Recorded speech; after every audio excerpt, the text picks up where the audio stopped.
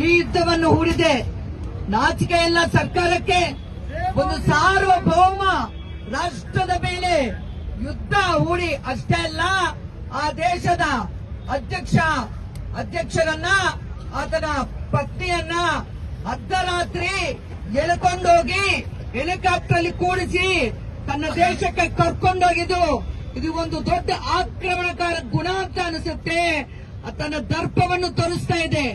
ಇದೇ ರೀತಿ ಅಮೆರಿಕ ಹಲವಾರು ದೇಶಗಳ ಮೇಲೆ ದಾಳಿಗಳನ್ನ ಮಾಡಿದೆ. ಅವ್ರು ಮಾಡ್ತಾ ಇರುವಂತ ಆಪಾದ ಏನು? ಅಲ್ಲಿದ್ದಂತಹ ವೆನೆಜುಲಾ ಅಧ್ಯಕ್ಷರು ಸಾಕಷ್ಟು ಡಿಕ್ಟೇಟರ್ ಆಗಿದ್ದಾರೆ, ಅನ್ಡೆಮೋಕ್ರೆಟಿಕ್ ಆಗಿದ್ದಾರೆ, ಮಾದಕ ದ್ರವ್ಯಗಳನ್ನ ಅಮೆರಿಕಾಗೆ ಸರಬರಾಜು ಮಾಡ್ತಾ ಇದ್ದಾರೆ. ಎಲ್ಲವೂ ಕೂಡ ಸುಳ್ಳು ಆಪಾದಗಳು. ಇದೇ ರೀತಿ ಹಿಂದೆ ಸದ್ದಾಂ ಹುಸೇನ್ ಮೇಲೆ ಆಪಾದ ಮಾಡಿದರು. ಏನಂತ ಆಪಾದ ಮಾಡಿದ್ರು? ಮಾಸ್ ಡಿಸ್ಟ್ರಕ್ಟಿವ್ ವೆಪನ್ಸ್ ನ ಸದ್ದಾಂ ಹುಸೇನ್ ಹೊಂದಿದ್ದಾನೆ. ಅಷ್ಟೇ ಅಲ್ಲ, ಆತ ತುಂಬಾ ಅನ್ಡೆಮೋಕ್ರೆಟಿಕ್ ಆಗಿದ್ದಾನೆ, ಡಿಕ್ಟೇಟರ್ ಅಂತ ಮಾತಾಡಿ ಆತನನ್ನ ಕರ್ಕೊಂಡೋಗಿ ತಮ್ಮ ದೇಶದಲ್ಲಿ ವಿಚಾರಣೆ ನಡೆಸಿ ಕೊನೆಗೆ ಸಾಯಿಸಿಬಿಟ್ರು. ಈ ರೀತಿ ವಿವಿಧ ದೇಶಗಳ ಅಧ್ಯಕ್ಷರನ್ನು ಸಾಯಿಸುವಂತ ದೊಡ್ಡ ನರಹಂತಕ ಅಮೆರಿಕ ಅಧ್ಯಕ್ಷರು ಟ್ರಂಪ್ ಅವರು. ಸ್ನೇಹಿತರೆ, ಇವತ್ತು ನೋಡ್ತಾ ಇದ್ವಿ, ಈ ಅಮೆರಿಕ ಇಡೀ ಲ್ಯಾಟಿನ್ ಅಮೆರಿಕ ದೇಶಗಳ ಮೇಲೆ 19ನೇ ಶತಮಾನದಿಂದ 58 ಬಾರಿ ದಾಳಿ ಮಾಡಿದೆ. ನಾಚಿಕೆ ಇಲ್ಲ ಈ ಸರ್ಕಾರಕ್ಕೆ. ಇವತ್ತು ಮಾತಾಡ್ತಾ ಇದ್ದಾರೆ ಡೆಮೋಕ್ರಸಿ ಬಗ್ಗೆ. ಏನು ಇವರ ಉದ್ದೇಶ? ಅಲ್ಲಿ 303 ಬಿಲಿಯನ್ ಬ್ಯಾರಿಯರ್ಸ್ ತೈಲ ನಿಕ್ಷೇಪಗಳಿವೆ ಆ ದೇಶದಲ್ಲಿ. ಅದನ್ನ ದೋಚಿಕೊಳ್ಳೋದಕ್ಕೆ, ತೈಲವನ್ನು ದೋಚಿಕೊಳ್ಳೋದಕ್ಕೆ ಮಾಡ್ತಾ ಇರೋ ನೆಪ ಇದು. ತೈಲದ ಮೇಲೆ ಕಣ್ಣಾಕಿದೆ, ಪೆಟ್ರೋ ಡಾಲರ್ ಬಗ್ಗೆ ಕಣ್ಣಾಕಿದೆ, ಪೆಟ್ರೋ ಡಾಲರ್ನ ತಿರಸ್ಕಾರ ಮಾಡ್ತಾ ಇದೆ ವೆನೆಜುಲಾ ಸರ್ಕಾರ. ವೆನೆಜುಲಾ ಒಪ್ಪುತ್ತಾ ಇಲ್ಲ. ತೈಲವನ್ನು ರಷ್ಯಾಗೆ ಮಾರ್ತಾ ಇದೆ, ಚೈನಾಗ್ ಮಾರ್ತಾ ಇದೆ, ಅಮೆರಿಕಾಗೆ ಮಾರಲ್ಲ ಅಂತ ಹೇಳ್ತಾ ಇದೆ. ಇದರ ವಿರುದ್ಧ ಈ ಯುದ್ಧ ದಯವಿಟ್ಟು ಅರ್ಥ ಮಾಡ್ಕೊಳ್ಳಿ. ಅಲ್ಲಿ ತಮ್ಮ ಗೂಢಚಾರನ ಇಟ್ಟಿದ್ದಾರೆ. ಇತ್ತೀಚೆಗೆ ಪೀಸ್ ನೋಬೆಲ್ ಪ್ರೈಸ್ ಬಂದಿದೆ ಮಚಾಡೋಗೆ. ಆ ಮಚಾಡೋ ಪೂರ್ತಿ ಮತ್ತತ್ತು ಹೆಲ್ಪ್ ಮಾಡ್ತಾ ಇದೆ. ಆ ಮಚಾಡೋ ಮಾಡ್ತಾ ಇರೋ ಕೆಲಸ ಏನಂದ್ರೆ, ಅಲ್ಲಿ ವೆನೆಜುಲಾ ರಾಷ್ಟ್ರದಲ್ಲಿದ್ದಂತಹ ಮಹಿಳೆ ಪ್ರೋ ಕ್ಯಾಪಿಟಲಿಸ್ಟು, ರೈಟ್ ಇಷ್ಟು, ಅವರಿಗೆ ಲೆಫ್ಟ್ ಅಧಿಕಾರ ಬೇಡ. ಅಲ್ಲಿಂದ ಜನಗಳಲ್ಲಿ ಅಸಮಾಧಾನ, ಅತೃಪ್ತಿ ಬೆಳೆಸಕ್ಕೆ ನೋಡ್ತಾ ಇದ್ದಾರೆ. ಈ ಅಮ್ಮ ಗೂಢಚಾರ ಆಗಿದ್ದಾರೆ ಅಮೆರಿಕಾಗೆ. ಅದಕ್ಕೆ ಟ್ರಂಪ್ ಹೇಳ್ತಾರೆ, ತನಗೆ ಬರಬೇಕಾಗಿರೋ ನೋಬೆಲ್ ಪ್ರೈಸ್ ಬಂದಿಲ್ಲ ಅಂತ ಚಿಂತಿಸಿದಾಗ ಮಚಾಡೋ ಹೇಳ್ತಾರೆ, ನನ್ನ ನೋಬೆಲ್ ಪ್ರೈಸ್ ನೀವೇ ತಗೊಳ್ಳಿ ಟ್ರಂಪ್ ಅವರೇ ಅಂತ. ನಾಚಿಕೆ ಇದೆಯಾ? ಏನು ಸ್ನೇಹ ಇದು? ಎಂತ ಸ್ನೇಹ ಇದು? ದೇಶಗಳನ್ನ ಲೂಟಿ ಬಳಿಯೋ ಸ್ನೇಹ ಇದು. ಸ್ನೇಹಿತರೆ, ಇಂಥ ಒಂದು ಸಂದರ್ಭದಲ್ಲಿ ನಾವೆಲ್ಲರೂ ಕೂಡ ವೆನೆಜುಲಾ ಜನಕ್ಕೆ ನಿಂತ್ಕೋಬೇಕಾಗಿದೆ. ಈ ದರ್ಪದ ಗುಣ, ಈ ಅಹಂಕಾರದ ಗುಣ ನಾವು ಹಿಮ್ಮಟ್ಟಿಸಬೇಕಾಗಿದೆ. ಅಮೆರಿಕ ಇವತ್ತು ಹಲವಾರು ದೇಶಗಳ ಮೇಲೆ ಕಣ್ಣಾಕಿದಷ್ಟೇ ಅಲ್ಲ, ಬೇರೆ ಬೇರೆ ದೇಶಗಳ ಮೇಲೆ, ಮುಖ್ಯವಾಗಿ ಕ್ಯೂಬಾ ಮೇಲೆ ಕಣ್ಣಾಕಿದೆ. ಕ್ಯೂಬಾ ಮೇಲೆ ಯುದ್ಧ ಮಾಡಕ್ಕೆ ಸಂಚು ಮಾಡ್ತಾ ಇದೆ. ಇದನ್ನು ಗಮನಿಸಬೇಕಾಗಿದೆ ನಾವು. ಈ ಪರಿಸ್ಥಿತಿಯಲ್ಲಿ ನಾವು ಶಾಂತಿ ಪ್ರಿಯ ಜನತೆ ಒಂದಾಗಬೇಕು. ನಾವು ನೋಡ್ತಾ ಇದ್ದೀವಿ, ನಮ್ಮ ದೇಶದಲ್ಲಿ ಮೋದಿ ಸರ್ಕಾರ ತುಟುಕು ಪಿಟುಕು ಅಂದಿಲ್ಲ, ಕನ್ಸರ್ನ್ ತೋರಿಸ್ತಾರಂತೆ. ಯಾರ ಬಗ್ಗೆ ಕನ್ಸರ್ನ್ ಸ್ವಾಮಿ? ಜನ ಸಾಯ್ತಾ ಇದ್ದಾರೆ ದೇಶದಲ್ಲಿ. ಕನ್ಸರ್ನ್ ಇದೆಯಾ? ಮಣಿಪುರಲ್ಲಿ ಹೆಣ್ಣು ಮಕ್ಕಳು ಬಟ್ಟೆ ಮಾಡಿ ಸಾಯಿಸಿದ್ದಾರೆ. ಕನ್ಸರ್ನ್ ಇದೆಯಾ? ಕನ್ಸರ್ನ್ ತೋರಿಸ್ತಾ ಇದ್ದಾರೆ ಅಂತವ್ರು. ಅದು ಬಿಟ್ಟು ಇನ್ನೇನು ಮಾತಾಡ್ತಾ ಇಲ್ಲ. ಯಾಕೆ? ಭಯ. ಏನ್ ಭಯ? ಸುಂಕಗಳಾಕತ್ತೆ ಅಮೆರಿಕ ಅಂತ ಹೇಳಿ ಅದನ್ನ ಮೀರಿ ಅದನ್ನು ವಿರೋಧಿಸುವಂತ ಗುಣ ಇವತ್ತು ನಮ್ಮ ಮೋದಿ ಸರ್ಕಾರಕ್ಕಿಲ್ಲ. ಯಾಕಂದ್ರೆ ಈ ಮೋದಿ ಸರ್ಕಾರ ಮೌನಿ ಬಾಬಾ.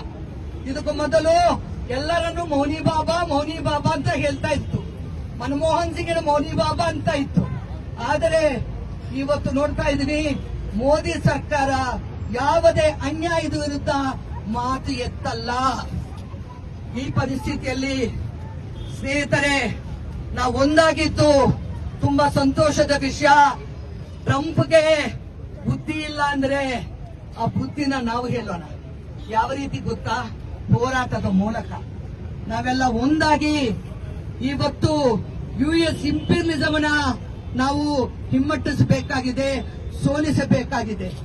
ಸಾಮ್ರಾಜ್ಯಶಾಹಿವಾದನ ಸೋಲಿಸಬೇಕಂದ್ರೆ ದೊಡ್ಡ ಪ್ರಮಾಣದ ಆಂಟಿ ಸಾಮ್ರಾಜ್ಯಶಾಹಿ ರೆಸಿಸ್ಟೆನ್ಸ್ ಮೂವ್ಮೆಂಟ್ ಬೆಳೀಬೇಕು.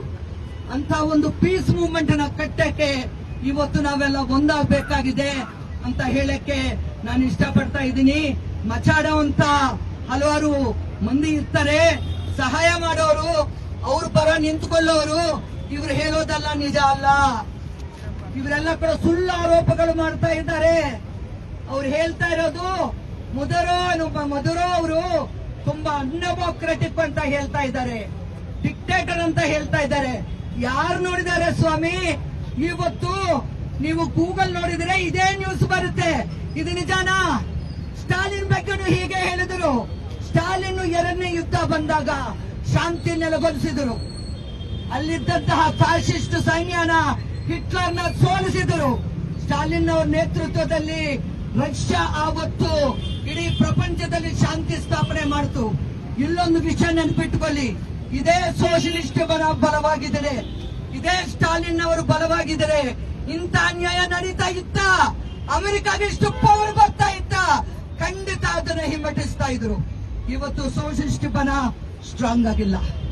ನೋವಿನ ಸಂಗತಿ ಅದು ನೋಡಿಕೊಂಡೇ ಅವರು ಇಷ್ಟು ದೇಶಗಳ ಮೇಲೆ ಯುದ್ಧ ಮಾಡ್ತಾ ಇದ್ದಾರೆ. ಈ ಯುದ್ಧವನ್ನು ಖಂಡಿಸಿ ಹಲವಾರು ರಾಷ್ಟ್ರಗಳು ತಮ್ಮ ವಿರೋಧವನ್ನು ವ್ಯಕ್ತಪಡಿಸಿವೆ. ಚೈನಾ, ರಷ್ಯಾ, ಕ್ಯೂಬಾ, ಹಲವಾರು ರಾಷ್ಟ್ರಗಳು ಇವತ್ತು ಕೊಲಂಬಿಯಾ, ಈ ದೇಶಗಳಲ್ಲಿ ಜನತೆ ಇದರ ವಿರುದ್ಧ ಹೋರಾಡಿದ್ದಾರೆ. ಅಮೆರಿಕಾನಲ್ಲೇನೆ ಕೆಲವು ನಗರಗಳಲ್ಲಿ ಇದರ ವಿರುದ್ಧ ಪ್ರತಿಭಟನೆ ನಡೆಯಿತು. ಕ್ಯೂಬಾನಲ್ಲಿ ಪ್ರತಿಭಟನೆ ನಡೆಯಿತು. ಯಾರು ಅಮೆರಿಕನ ವಿರೋಧಿಸ್ತಾರೋ ಅವರೆಲ್ಲರೂ ಕೂಡ ಡಿಕ್ಟೇಟರ್ಸ್ ಅಂತಾರೆ. ಇದು ಇವರಿಗಿದ್ದಂತಹ ರೋಗ. ಈ ಮನೋರೋಗಕ್ಕೆ ಮದ್ದಿಲ್ಲ. ಈ ಮನೋರೋಗಕ್ಕೆ ಮದ್ದು ಯಾವಾಗ ಬರುತ್ತಂದ್ರೆ ಎಲ್ಲ ಶಾಂತಿ ಪ್ರಿಯ ಜನ ಒಂದಾಗಬೇಕು, ಈ ಯುದ್ಧ ವಿರೋಧಿ ನೀತಿ ವಿರುದ್ಧ ಹೋರಾಟ ಕಟ್ಟಬೇಕು ಅಂತ ಹೇಳಿ ಕರೆ ಕೊಟ್ಟು ನನ್ನ ಮಾತುಗಳನ್ನ ನಾನು ಮುಗಿಸ್ತಾ ಇದ್ದೀನಿ. SUCI long leave, CPIM long leave, CPI long leave, CPIML long leave. ಎಲ್ಲ ಇತರ ಪಾರ್ಟಿಗಳ ಜೊತೆಗೆ ಸೇರಿ ಇವತ್ತು ಮಾಡ್ತಾ ಇರುವಂತಹ ನಮ್ಮ ಯುನೈಟೆಡ್ ಮೂವ್ಮೆಂಟ್ ಚಿರಾಯವಾಗಲಿ. ಎಡಪಕ್ಷಗಳ ಐಕ್ಯ ಹೋರಾಟಕ್ಕೆ ಜಯವಾಗಲಿ. ಲೆಫ್ಟಿನೆಂಟ್ ಜಿಂದಾಬಾದ್. ಅಮೆರಿಕದ ಯುದ್ಧಕೋರ ನೀತಿಗೆ ಧಿಕ್ಕಾರ. ವೆನಿಜುಲಾ ಮೇಲೆ ನಡೆದಿರುವ ಅನಾಗರಿಕ ದಾಳಿಗೆ ಧಿಕ್ಕಾರ. ವೆನಿಜುಲಾ ಮೇಲೆ ನಡೆದಿರುವ ಅನಾಗರಿಕ ದಾಳಿಗೆ ಧಿಕ್ಕಾರ. ಸಾಮ್ರಾಜ್ಯಶಾಹಿ ಮುರ್ದಾಬಾದ್. ಸಾಮ್ರಾಜ್ಯಶಾಹಿ ಮುರ್ದಾಬಾದ್. Imperialism down down. Up socialism. Down, down imperialism. Up socialism. Venezuela ಜನತೆ ಜೊತೆ ನಾವಿದ್ದೇವೆ. ವೆನಿಜುಲಾ ಜನತೆ ಜೊತೆ ನಾವಿದ್ದೇವೆ. ಬಂಧುಗಳೇ, ಯಾವುದೇ ದೇಶದಲ್ಲಿ ಒಬ್ಬ ಸರ್ವಾಧಿಕಾರಿ ಇದ್ರೆ, ಯಾವುದೇ ದೇಶದಲ್ಲಿ ಒಬ್ಬ ಪ್ರಜಾಪ್ರಭುತ್ವ ವಿರೋಧಿ ನಾಯಕ ಇದ್ರೆ ಆ ದೇಶದ ಜನ ಆ ದೇಶವನ್ನ, ಆ ನಾಯಕರನ್ನು ನೋಡ್ಕೊಳ್ತಾರೆ. ನಮ್ಮ ದೇಶದಲ್ಲೂ ಕೂಡ ಒಬ್ಬ ಸರ್ವಾಧಿಕಾರಿ ಇದ್ದಾನೆ, ನಮ್ಮ ದೇಶದಲ್ಲೂ ಕೂಡ ಅನ್ಡೆಮೋಕ್ರೆಟಿಕ್ ಇದ್ದಾನೆ.